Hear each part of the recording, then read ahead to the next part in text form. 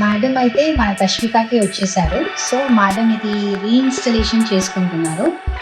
Madam hair అయితే 18 inches ఉంది కానీ అస్సలు వాల్యూమ్ లేదనమాట.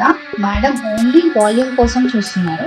సో మేడంకైతే same texture 18 inches single donor hair అయితే యాడ్ చేస్తున్నాము. సో మేడం హెయిర్‌లో అయితే ఇది కంప్లీట్‌గా బ్లెండ్ అయిపోయింది.